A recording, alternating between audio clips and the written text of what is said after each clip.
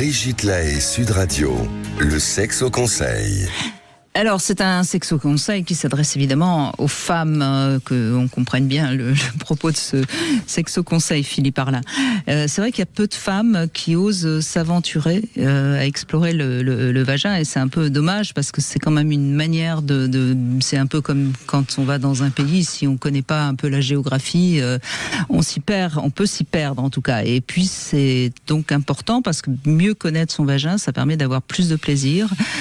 C'est vraiment important. On sait que quand le cerveau visualise une partie de son corps, les sensations au moment où on touche cette partie de son corps sont voilà. Donc c'est vraiment, ça a été prouvé par les neurosciences, donc c'est vraiment important. Alors voilà, quelques petits conseils que je peux donner. Déjà, il faudrait arriver à se regarder, et pour se regarder, il faut s'accroupir avec un miroir entre les jambes, sinon on peut pas voir son sexe, à moins d'être très équilibriste et pouvoir face à un miroir prendre des positions renversées. Donc déjà, regarder, écarter les grandes lèvres pour pouvoir découvrir aussi la vulve, le clitoris, etc., etc.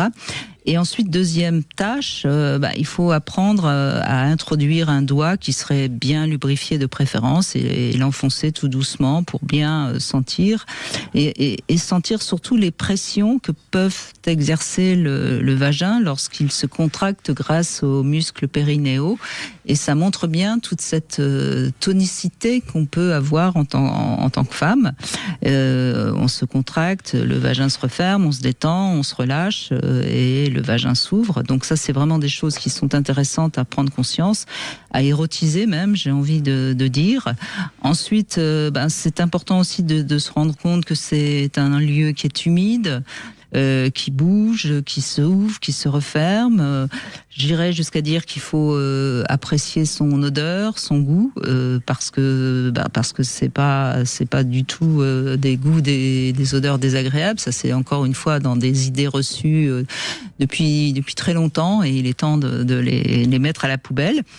Avec un petit objet parfois aussi, on peut voir ce qui se passe. Mais moi, j'aime mieux l'idée d'y aller avec ses propres doigts et voilà. Et ce que je trouve très intéressant justement, si une femme essaye et qu'elle ressent des choses, eh bien qu'elle aille dans ses ressentis, si elle est un peu inhibée, si elle a peur, si elle se sent excitée, qu'importe, mais qu'elle aille aussi explorer ses ressentis.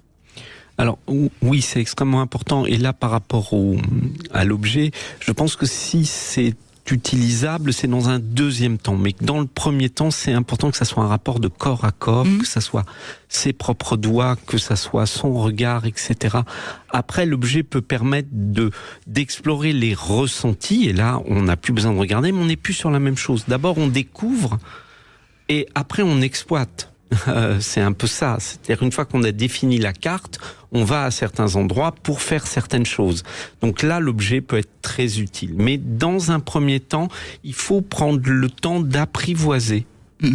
Alors pour celles qui vraiment n'osent pas, maintenant il y a quand même des graphiques anatomiques du sexe féminin. Il faut aller les regarder.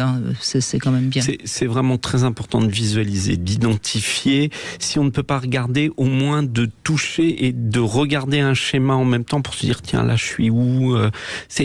Voilà, il faut s'approprier le schéma de son sexe, parce que tant qu'on ne se l'approprie pas, on ne va pas pouvoir s'approprier les sensations qui viennent de cette zone. Exactement. Il vous reste quelques minutes pour vous inscrire, pour jouer avec nous, avec